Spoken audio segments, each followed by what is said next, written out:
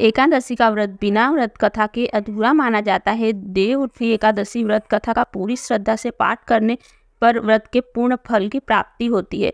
देवउठनी एकादशी का व्रत कथा। एक राज्य में सभी लोग देवउठनी एकादशी व्रत रखते थे। प्रजा तथा नौकर चाकरों से लेकर पशुओं तक को एकादशी के दिन अन्न नहीं दिया जाता था। एक दिन किसी दूसरे राज्य का एक व्यक्ति राजा के पास आकर बोला, महाराज कृपा करके मुझे नौकरी पर रख ले। तब राजा ने उसके सामने एक शर्त रखी, ठीक है रख लेते हैं, किंतु रोज जो तुम्हें खाने को से कुछ मिलेगा पर एकादशी को अन्न नहीं मिलेगा। उस व्यक्ति ने उस समय हाँ कर ली, पर एकादशी के दिन जब उसे फलाहार का सामान दिया गया तो वह राजा के सामने जाकर गिड़गिड़ाने लगा, महाराज इससे मेरा पेट नहीं भरेगा, मैं भूखा ही मर जाऊंगा, मुझे अन्न दे दो।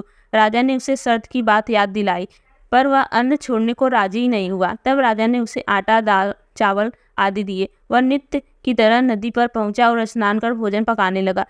जब भोजन बन गया तो वह भगवान को बुलाने लगा, आओ भगवान भोजन तैयार है। उसके बुलाने पर पीताम्बर धारण किए हुए भगवान चतुर्भुज रूप में आ पहुंचे और प्रेम से उसके साथ भोजन करने लगे। भोजन करके भगवान अंतर ध्यान हो गए और वह अपने काम पर चला गया। 15 दिन बाद अगली एकादशी को वह राजा से कहने लगा कि महाराज मुझे 2 गुना सामान दीजिए।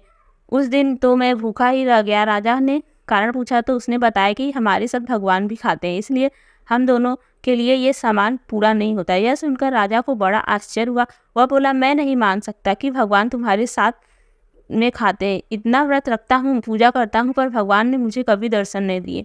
राजा की बात सुनकर वह बोला, महाराज यदि विश्वास ना हो तो साथ चलकर देख लीजिए। राजा एक पेड़ के पीछे छिपकर बैठ गया। उस व्यक्ति ने भोजन बनाया तथा भगवान को शाम तक पुकारता रहा, परंतु भगवान न आए। अंत में उसने कहा, हे भगवान यदि आप नहीं आए तो मैं नदी में कूदकर प्राण त्याग दूंगा। भगवान नहीं आए। तब वह प्राण त्यागने के लिए नदी की तरफ आगे बढ़ा। प्राण त्यागने का उसका दृढ़ इरादा जान शीघ्र ही भगवान ने प्रकट होकर उसे रोक दिया और साथ बैठकर भोजन करने लगे। खा पीकर वे उसे अपने विमान में बिठाकर अपने धाम ले गए। यह देख राजा ने सोचा कि व्रत उपवास से तब तक कोई फायदा नहीं होता जब तक मन शुद्ध ना हो। इससे राजा को ज्ञान मिला। वह अभी मन से व्रत उपवास करने लगा और शांत अंत में स्वर्ग को प्राप्त हुआ।